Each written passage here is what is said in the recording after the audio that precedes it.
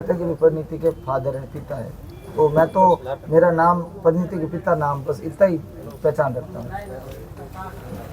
आपने सबसे पहले इनको किस प्रकार से कब से शुरुआत करवाई थी योगा के? योगा की शुरुआत लॉकडाउन से हुई थी। आप सबको पता है कोरोना काल के अंदर किस प्रकार से बीमारियों ने हमें घेर लिया था, इम्यूनिटी सिस्टम कमज़ोर पड़ गया था सबका, तो तरह तरह की बीमारियां आने लगी थी, लोग मर रहे थे। उस समय देश को किसने बचाया? पूरे विश्व को किसने बचाया? योगा ने बचाया। आज सबसे ज़्यादा योगा टीचर की डिमांड अमेरिका कर रहा है। ये आप टाइम्स ऑफ न्यूज़ की रिपोर्ट देख सकते हो। तो ये योगा है ना, इसी से ही होगा। और स्वस्थ रहना है तो योगा करना पड़ेगा, जीना है तो योगा करना पड़ेगा। और अभी जीना सबको है तो योगा सबको करना पड़ेगा। आज कर रहे हैं तो नहीं कर रहे हैं, मैं उनको ये कहना चाहता हूँ इस विचारधारा में आ जाओ, नहीं तो फिर आना पड़ेगा। फिर कोई बड़ा विशेषज्ञ आपको बोलेगा कि भाई साहब योगा कर लो, फिर करना पड़ेगा, फिर जब तक देरी हो जाएगी। इससे पहले अभी समझ लो। आज के समय में वर्तमान जो युवा वर्ग हैं वो नशे की ओर अग्रसर हो रहा है, नशे में इतना लिप्त हैं कि उनको कई प्रकार की गंभीर बीमारियों ने जकड़ रखा है। उनको लेकर आप क्या संदेश देना है, उनको किस प्रकार से है जो मैसेज करें? मेरा ये पर्सनल ओपिनियन है कि अगर कुछ किसी चीज़ को कुरीति को रोकना है या कुछ ऐसी गलत आदतों को रोकना है तो सबसे पहले हमें अपने बच्चे सुधारने पड़ेंगे। ये बहुत बड़ी बात कह रहा हूँ मैं। अगर किसी कुरीति को रोकना है या फिर किसी बुरी लत को रोकना है तो सबसे पहला काम क्या होगा कि आपको अपने बच्चों को ऐसा माइंड उनका बनाए, जैसे गुरुकुल के अंदर प्राचीन पद्धति के अंदर हिंदू संस्कृति के अंदर बनाते थे, उनका माइंड ही ऐसा कर देते थे कि नशे करने वालों से दूर और नशे करने वालों को रोकने की उनके अंदर हिम्मत होनी चाहिए थी। तो मैंने ये सबसे पहले पकड़ा कि योग मैं कैसे लोगों तक पहुँचाऊँ।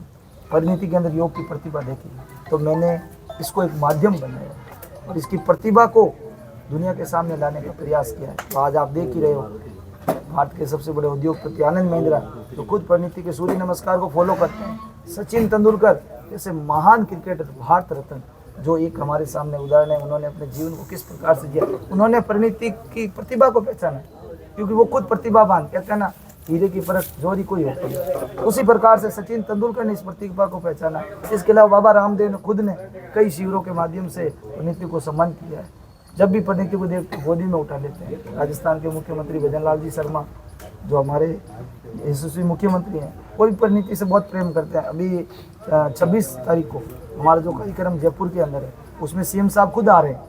तो ये देखिए, ये जो विद्वान लोग हैं, बुद्धिजीवी एक वर्ग है हिंदुस्तान का, वो योगा को किस प्रकार से लाइक करता है, प्यार करता है। इस बात को हम गाँव ढाणी शहर तक पहुँचा रहे हैं और प्रयास कर रहे हैं और विश्वास है कि इस प्रयास में सफल भी होंगे। आपने कोई कोचिंग संस्था वगैरह योगा से संबंधित कोई ऐसी कोई संस्था या कोचिंग कोई किसी को सिखाने के लिए कोई खोली? अब ये आपने मुझे बहुत बढ़िया क्वेश्चन पूछा और ये मैं जहाँ भी जाता हूँ मुझे पूछते हैं कि भाई साहब आप कोई कोचिंग क्लास चलाते हो? तो मैं उनको एक ही बात कहता हूँ, मैं भाई योगा की कोचिंग क्लास नहीं चलाता। अब योग की अगर कोचिंग क्लास चलाऊँ तो उसके अंदर 15, 20, 25, 30, 50 लोगों को भी योग सिखा सकता हूँ और वहाँ 30 दिन मुझे हाजिर रहना पड़ेगा। लेकिन मैंने कहा कोचिंग नहीं चलाएंगे, योग की शिविर लगाएंगे और वो भी निःशुल्क।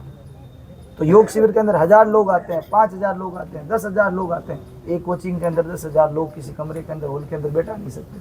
तो वो एक छोटे स्तर का काम था, मुझे बड़े स्तर पर योग का प्रचार करना था। कोचिंग चलाऊं तो किसी एक पर्टिकुलर शहर के अंदर चलानी पड़ेगी, लेकिन योग का शिविर तो आज मैं विदेश में भी लगा सकता हूँ।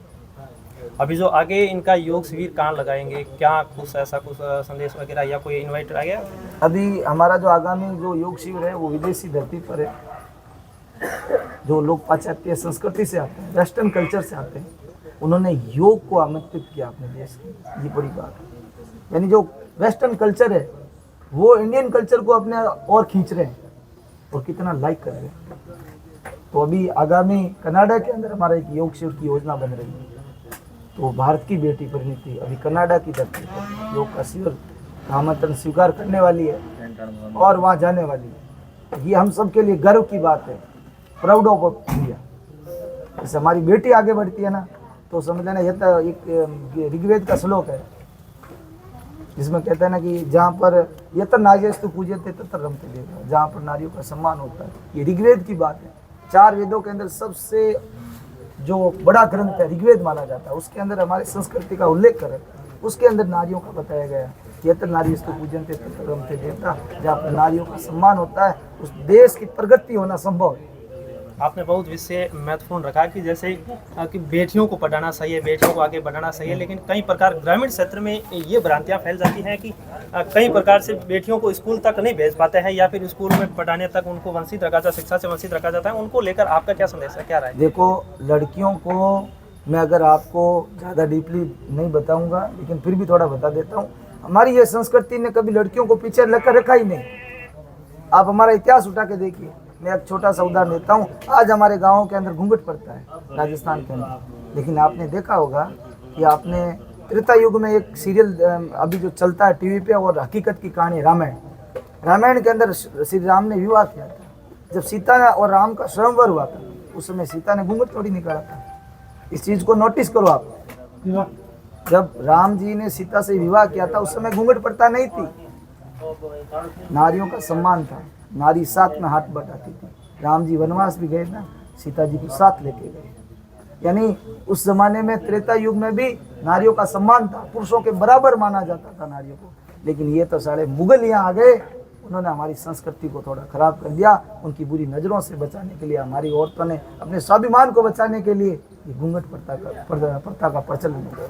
लेकिन अब मुगल चले गए, मैं कह रहा हूँ घूंघट प्रथा भी चली जाएगी, कुरीतियाँ भी चली जाएगी। उनको हमारे विद्वान लोगों ने जैसे क्रांति करके, आंदोलन करके, विवेक से जैसे भी करके उनको बाहर निकाल दिया है। अब ये भारत से कुरीतियाँ भी बहुत जल्द, तो कुछ बची कुछ है वो भी बाहर निकल जाएगी।